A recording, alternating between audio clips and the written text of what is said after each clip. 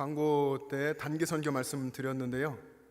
제가 영천제일교회 부임하고서 다음 세대와 하고 싶었던 것이 사실 이 단기 선교, 해외에 나가서 하나님 하신 일들을 보며 꿈을 꾸고 이런 일들이었는데, 아주 코로나 시기를 다 지나고요. 오랜만에 시간이 좀 많이 지나서 처음으로 나가는 것이 이제 내년 1월인데요. 이번에 사실은 중고등부 우리 자녀들이 많이 갈 수 있도록 하기 위해서 교회에서 여러 가지 좀 논의 여러 번 했습니다. 사실 태국까지 비용이 한 90만 원 정도 돼요. 지금 코로나 끝나고 가격도 많이 올라서. 그런데 이 절반 가량을 또다시 교회에서 이제 후원해서 우리 아이들 또 교사는 50만 원에 다녀올 수 있도록 그렇게 배려를 했습니다. 원래 우리 교회가 단기 선교를 갈 때 어른이나 우리 아이들이나 원칙은 항공료는 본인 부담, 나머지 공통 경비는 교회에서 모두 다 한다 이렇게 돼 있는데, 우리 중고등부 쪽으로는 그 부분에 있어서 또 50%를 교회에서 다시 이제 후원해서 어떻게 해서든지 이 아이들이 해외에 나가서 이 영천을 벗어나서 더 넓은 세계에 빨리 나가서 많은 것들을 보고 또 경험하고 도전받고 또 하나님을 사랑하게 되면 좋겠다, 이런 취지로 진행을 하고 있습니다. 여러분 주변의 자녀들, 우리 또 여러분의 자녀 신청을 해주시면 좋겠고, 또 이것을 위해서 여러분 또 기도해 주시면 좋겠습니다. 여러분 오늘 교회 오실 때에 앞에 현관 앞에 계단에 예쁘게 화분이 놓여 있죠. 한 2, 3주 전부터 있었고, 이 꽃이 처음에는 꽃몽오리만 있고 잘 안 펴 있었습니다. 조금밖에 안 펴 있었는데 오늘 여러분 오시면서 볼 때 어땠습니까? 완전히 만개를 했죠. 색깔이 얼마나 예쁜지, 이렇게 노랄 수가 있나 그런 생각이 들었습니다. 하나님께서 이 국화꽃에게 준 그런 달란트 최대한 발휘하고 있는 순간이라, 하나님 주신 열매 이렇게 하나님 앞에서 맺고 또 보여주는 그런 시기가 딱 요때다 하는 생각을 했고요. 우리에게도 하나님이 그런 것을 주셨을 텐데, 이 결실의 계절 가을에 여러분 안에도 하나님께 보여드리고 하나님께 드릴 영적인 열매가 충만히 맺혀지기를 소망합니다. 여러분 우리 고린도서를 읽었는데, 고린도 교회는 여러분이 이야기에 어떤 교회입니까? 고린도 교회는 흔히 우리가 알고 있는 것처럼 문제가 많은 교회였습니다. 교회에 있을 수 있는 다양한 문제들이 고린도 교회 안에 있었습니다. 근데 오늘날도 그렇죠. 오늘날 교회들도 문제가 많이 있습니다.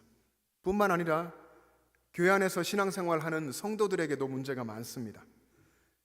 교회가 문제가 많고 또 그 안에 있는 신앙생활하는 성도들에게도 문제가 많습니다. 그러나 주님께서는 그 안에서, 교회 안에서 또 부족한 성도 안에서 여전히 역사하고 계시다는 것입니다. 그래서 저는 가끔 인생이라고 하는 것, 하나님의 훈련이다, 인생은 참 훈련이구나, 그것도 끝나지 않는 훈련이다, 이런 생각을 합니다. 언제 끝나냐면 예수님이 다시 오실 때, 그때가 돼야 비로소 끝날 그런 훈련 속에 우리는 살고 있구나, 그런 생각을 합니다. 연약한 우리들, 연약한 여러분들, 저와 여러분들 안에는 언제나 인간의 그런 악함이 있죠. 그리고 하나님 앞에서 자만함, 교만함이 있습니다. 그리고 늘 부족하고요. 우리는 여러 가지 면에서 부족하고, 그럼에도 우리를 바꾸려 하지 않고 고집스럽고 예스러운 것들이 우리 안에 여전히 있습니다. 반면에 또 그런 우리를 향한 하나님의 사랑이 언제나 있고, 우리를 위해서 생명을 내어주신 예수님의 십자가, 그리고 성령께서 우리와 함께 하신 그 놀라운 은혜가 언제나 또 우리에게 있습니다. 그렇게 우리를 하나님께서는 항상 새롭게 해주시고, 그리고 우리를 향한 훈련을 계속해 나가십니다. 인생을 살아갈 때에 내 안에 있는 것을 가지고 살아가려고 하는 사람들은 늘 고통 속에 살게 돼 있습니다. 왜냐하면 하나님의 것을 모르기 때문에, 하나님의 것, 하나님이 주시는 것을 알지 못하는 사람들은 늘 고통 가운데 살고, 인생 그 자체가 고통일 수밖에 없습니다. 불교에서는 흔히 인생을 고해라고 하죠. 고통의 바다 라고 말하고, 파도가 계속해서 밀려오고 또 갔다 밀려오고 하듯이 인생이라는 것이 계속 고통이 있고 또 잠깐 즐거움이 있고 고통이 있고 즐거움이 있고 계속 이게 반복이 되는 그런 고통의 바다 같다라는 것입니다. 세상은요, 인생이 고난이라고 고통이라고 그렇게 노래합니다. 독일의 염세주의 철학자 쇼펜하우어가 인생은 고통이라고 했습니다. 그리고 고통을 크게 두 가지로 분류를 했는데, 하나는 가짜 행복을 쫓는 고통이고 또 하나는 진짜 행복을 쫓는 고통이라고 했습니다. 인생이 여러분들이 그렇고 세상 사람들이 그런 것처럼 행복을 쫓아 살아가는데, 진짜 행복을 쫓아도 고통이고 가짜 행복을 쫓아도 고통이다라고 이 쇼펜하우어가 이야기했습니다. 가짜 행복이라는 것이 뭘까요? 수많은 사람들이 쫓아가는 이 가짜 행복은 돈, 출세, 명예 이런 걸 이야기하는데, 인간이 이런 거를 쫓다가 점점 이제 의구심을 갖는다는 겁니다. 이게 진짜 행복인가? 이게 진정한 행복이 맞을까? 이런 의심을 하게 되고 공허해지는 그런 고통 속에 살게 된다는 것입니다.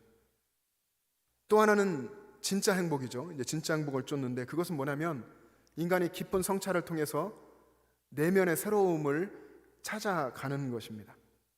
철학에서 그렇게 얘기해요. 내면의 새로움. 기독교와 약간 의미가 비슷한 부분이 있기는 합니다만 본질적으로는 다르죠. 내면의 새로움을 계속 찾아가는 것, 그것이 진짜 행복이라고 할 수 있는데, 그런데 이것도 역시 새로움 찾기 위해서는 기존에 있던 내면이 무너지고 자신의 기존에 있던 이 견고한 내면이 부서지는 이런 것을 반복해야 하기 때문에 이 과정 또한 고통스럽다 하는 겁니다. 그래서 인생은 고통일 수밖에 없다라고 쇼펜하우어가 이야기를 했습니다. 여러분, 진짜 행복이 무엇일까요? 하나님께서 말씀하시는, 성경에서 말씀하신, 우리의 주인 되신 창조주 하나님 말씀하시는 진짜 행복은 우리가 우리의 주인이시고 우리를 위해 생명을 내어주신 예수 그리스도를 만나서 그 안에서 거듭나서 새로운 피조물로 사는 것, 그렇게 예수님을 내 안에 모시고 내가 예수님 안에서 예수님과 동행하며 살아가고, 그래서 매일매일 새로움, 주님이 주시는 새로움을 경험하며 사는 것이 인생의 참 행복입니다. 그래서 여러분이 예수님과 동행하면 행복이 시작되는 거죠. 제가 부임하고 첫 해에 예수님과 동행, 행복의 시작이라는 표어를 걸었는데, 예수님과 동행하면 행복합니다. 한국교회 성도들이 그동안 잘 하지 못했던 것이 바로 이것이죠.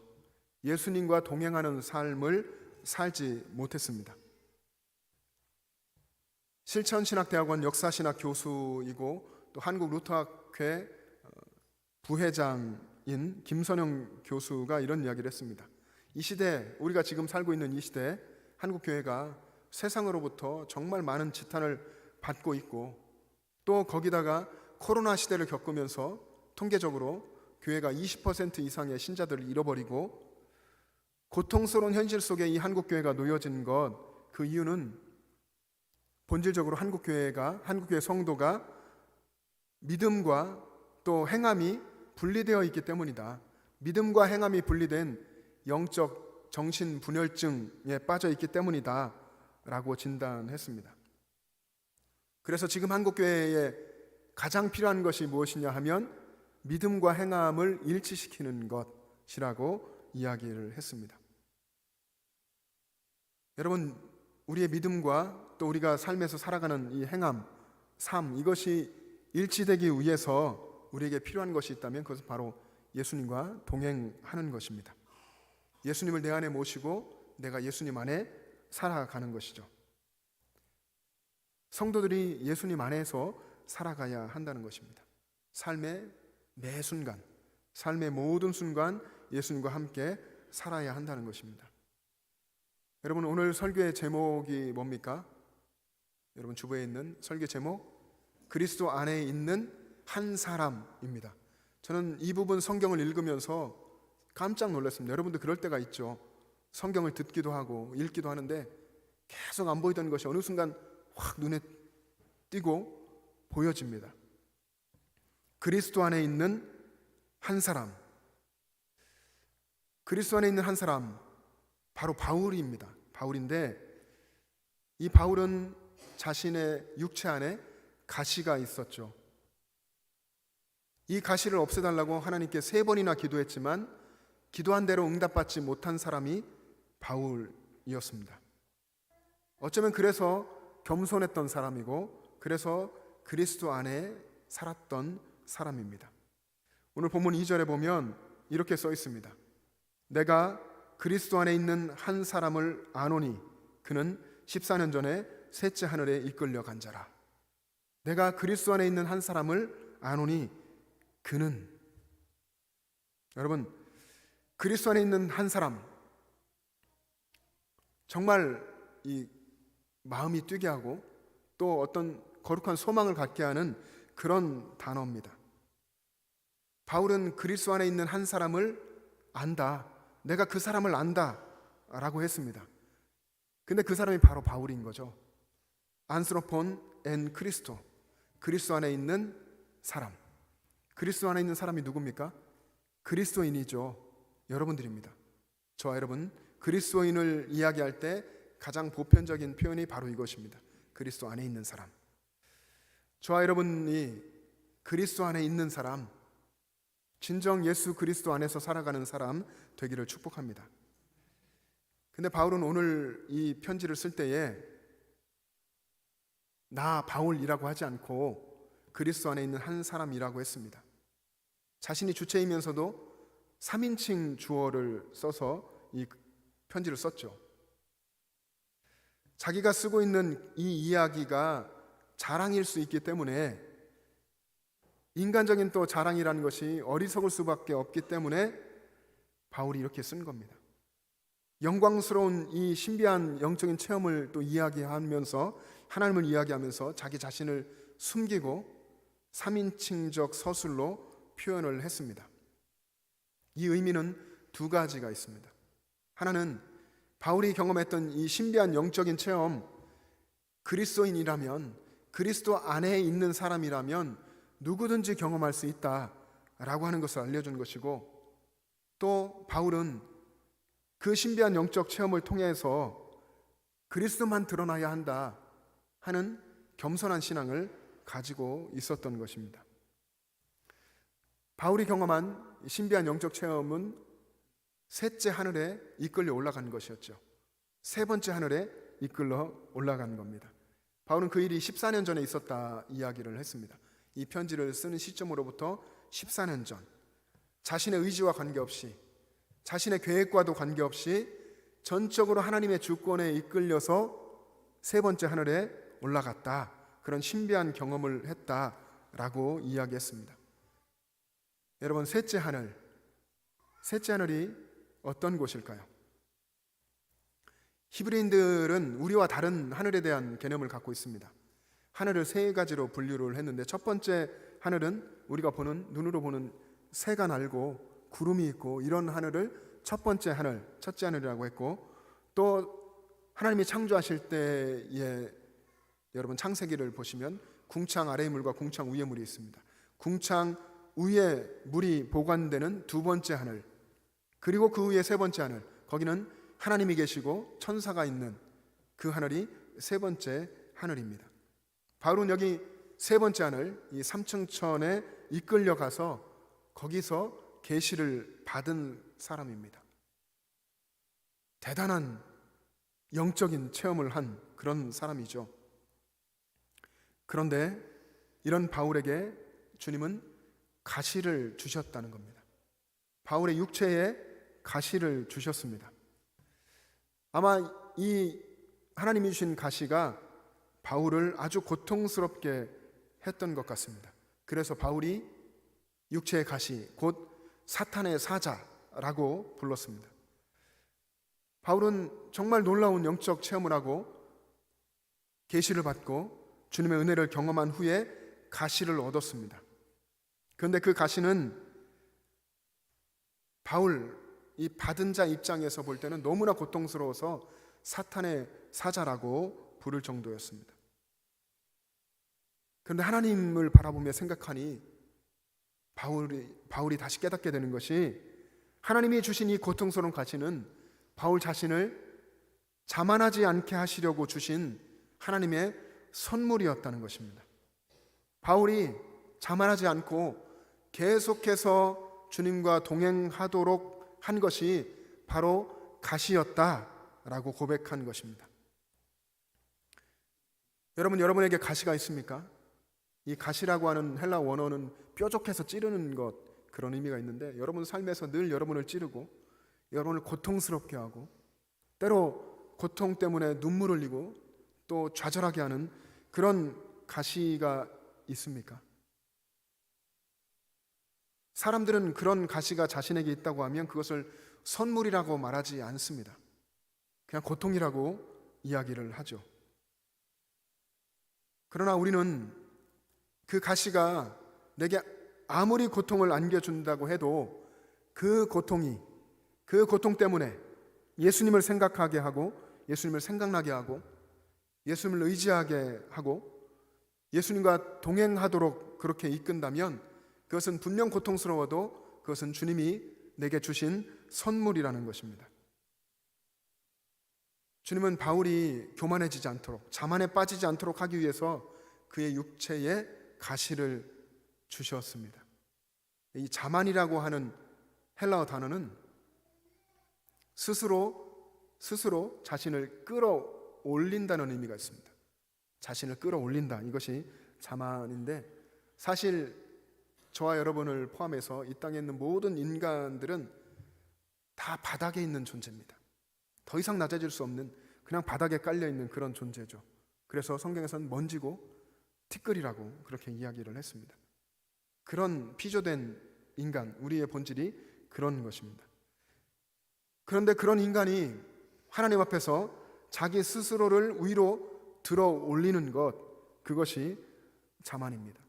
인간이 자만해서 하나님 앞에서 자신을 내세우고 자신을 위로 들어 올리고 스스로를 높이면 고통스럽기만 할 뿐입니다. 자만이라고 하는 것, 본질적으로 하나님을 떠나는 것에서부터 오기 때문에 고통스러울 수밖에 없습니다. 잊지도 않은 허상을 내세우려고 애쓰는 수고를 하는 것인데, 결국에는 다 무너지고 결국에는 불에 타 없어질 그런 공든탑을 세우는 것과 마찬가지입니다. 그래서 고통스러울 수밖에 없는 것입니다. 인간이 스스로 자만하는 순간 인생의 주인이신 주님과의 동행을 멈추는 것과 같습니다. 여러분, 자만이라고 하는 헬라어는 휘페라이로마이라고 하는 단어인데요, 이 단어가 성경에 2번 쓰였습니다. 한 번은 오늘 본문에 있겠고요, 또 한 번은 데살로니가 후서 2장 4절에 있습니다. 여기 말씀에 보면 이렇게 써 있습니다.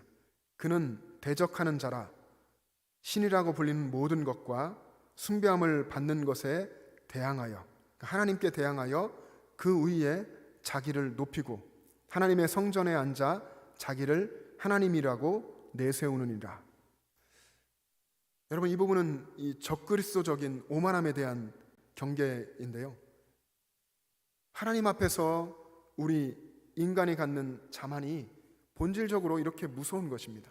적그리스도적인 오만함이라고 하는 것입니다. 하나님은 바울을 들어 사용하시기 위해 신비한 영적 체험을 하게 하고 계시를 주시고, 그렇게 하면서도 또 바울이 이런 것들 때문에 자만함에 빠지지 않도록 하기 위해 하나님의 방법인 육체의 가시를 사용하신 겁니다.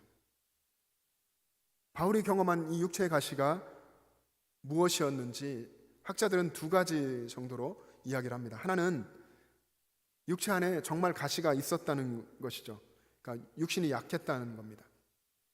사실 바울은 그의 편지를 읽어보면 여러 곳에서 자신의 육체의 약함에 대해서 이야기를 했습니다. 신학자들은 이것이 바울이 간질을 앓고 있었다, 혹은 안질이 있었다, 눈에 질병이 있었다라고 추정하기도 합니다. 이게 맞다면 이 질병을 어떻게 얻게 됐을까 하는 건데요, 그 부분에 대해서도 바울이 예수 믿는 사람들을 잡으려고 핍박하려고 다메섹으로 가다가 그 도상에서 하늘로부터 호련히 비치는 빛을 보고 눈이 멀었었습니다. 그때 이 질병을 얻었을 것이다, 그렇게 보기도 하고, 오늘 본문에 있는 세 번째 하늘에 들려 올라갔을 때, 그리고 그 영적 체험을 하고서 이 질병을 얻었을 것이다, 이렇게 보기도 합니다. 그리고 또 한 가지는 바울이 이 육체의 가시를 사탄의 사자라고 했죠. 바울이 예수님을 닮아가고 예수님이 주신 사명을 따라 복음 전파하는 사역에 늘 바울을 시험하고 바울을 고통스럽게 했던 대적자들이다라고 보기도 하는 겁니다. 바울은 실제로 그의 복음 전파 현장에서 수많은 대적자들을 만났습니다. 성경 읽어보시면 정말 바울 곁에 결사대가 있을 정도로, 바울을 죽이겠다, 결사대가 따라다닐 정도로 늘 고통 속에서 바울은 살았습니다. 사도행전 13장 그리고 데살로니가전서 2장에 보면 바울은 이런 복음 전파의 대적자들을 마귀의 자식, 사탄, 이렇게 이야기하기도 했습니다. 바울이 자만하지 않도록 하나님께서 그에게 주신 가시, 그가 사탄의 사자라고 불렀던 그것은 하나님께서 그에게 주신 그의 약함을 늘 의식하도록 한 질병이었던지, 아니면 그가 사명의 길을 걸어가는데 늘 가로막고 괴롭혔던 대적자들이었던지, 어쨌든지 하나님은 그것을 통해서 바울이 자만하지 않도록 바울을 계속해서 낮추시고 겸손한 사도로 살도록 하셨습니다. 바울을 향한 특별한 배려, 바울을 향한 사랑의 선물, 사랑의 장애물, 이것이 가시였다는 것입니다. 사랑하는 영천제일 가족 여러분, 여러분에게도 육체의 가시, 고통스러운 것이 있습니까? 늘 이것 때문에 정말 내가 고통스럽고, 이것 때문에 너무 괴롭고, 이것만 생각하면 눈물이 나고, 이런 것들이 있습니까? 어쩌면 그것은 하나님께서 여러분에게 더 강한 능력으로 역사하시고 또 여러분을 하나님 안에 붙들기를 원해서 그래서 주시는 사랑의 선물일 수 있습니다. 사랑의 장애물, 하나님이 주시는 하나님의 방법인 사랑의 장애물일 수 있습니다. 여러분, 그렇다면 여러분이 해야 될 것은 하나님 앞에 겸손한 것입니다. 하나님 앞에 겸손히 나아가서 하나님 앞에 무릎 꿇고 하나님을 찾는 것입니다. 그리고 하나님께 감사하는 것입니다. 바울은 이 육체의 가시를 제거해달라고 3번 하나님께 기도했습니다. 고통스러우니까 그럴 수밖에 없겠죠. 이 고통스러움에서 건져달라고, 가시를 제거해달라고 3번 기도했습니다. 이때 하나님의 응답은 내 은혜가 내게 족하도다, 내 은혜가 내게 족하도다 하는 것이었습니다. 신학자 로버트스는 내 은혜가 내게 족하다, 이 하나님의 이 말씀이 바울에게 향한 하나님의 최종 판결문 같다라고 이야기했습니다. 최종 판결문. 그래서 더 이상 하나님 앞에 이 부분에 대해서는 기도할 필요도 없고, 그리고 하나님이 확실한 뜻을 보여주신 것, 그것이 내 은혜가 내게 족하도다 하는 말이라고 한 것이죠. 여러분, 우리 주님께서는 우리가 신앙 안에서 추구하는 그런 목적, 예를 들면 큰 목적, 이게 목적이라는 걸 아시죠? 저 멀리 있는, 내가 정말 주님과 동행하며 살고 싶고 늘 주님을 사랑하는 사람이고 싶습니다, 이런 것이 있다면 그런 것을 하나님께서는 허락하신다. 그렇지만 우리가 원하는 수단대로 허락하시지는 않는다. 칼빈이 한 이야기입니다. 우리가 원하는 목적 하나님이 허락하시지만 그러나 원하는 수단대로 허락하시지는 않는다는 겁니다. 우리 그리스도인들의 간구, 그 기도에 대해 하나님이 응답하실 때 우리가 원하는 예로만 하시는 것이 아니라 아니요 라고도 응답하신다는 겁니다. 아니요라고 하는 것, 그것도 하나님이 우리에게 주시는 사랑의 응답이라는 것입니다. 우리가 분명히 알아야 할 것은 하나님은 우리를 사랑하시고 하나님의 백성을 사랑하시고 그들에게 가장 좋은 것으로 주신다 하는 것입니다. 바울이 종종 하나님의 은혜에 대해서 이야기했습니다. 오늘 본문뿐 아니라 바울은 자신이 그리스도인이 된 것, 그리스도의 사람이 된 것, 사도가 된 것 다 하나님의 은혜라고 고백했습니다. 고린도전서 15장 10절에 보면 나의 나 된 것은, 지금 나의 이 모습, 나의 나 된 것 하나님의 은혜로 된 것입니다, 이렇게 고백을 했고, 에베소서 3장 7절에서도 내게 주신 하나님의 은혜의 선물을 따라 내가 일꾼이 되었노라, 하나님의 은혜의 선물을 따라 내가 일꾼이 되었다라고 고백했습니다. 바울은 하나님의 은혜를 통해서 자기 자신을 들여다보면서 나는 죄인 중에 괴수였다라고 고백하기도 했습니다. 하나님의 은혜 안에서 나와 나 자신과 하나님과의 관계가 화목되었다 하는 것을 깨닫고 너무나 기뻐했습니다. 내게 임한 하나님의 은혜를 아는 사람, 그 은혜로 매 순간을 사는 사람이 오늘 본문에 있는 그리스도 안에 있는 사람, 그리스도 안에 있는 한 사람입니다. 여러분, 과거 19세기에 미국 전역을 순회하며 D.L. 무디라고 하는 사람이 부흥 집회를 이끌었습니다.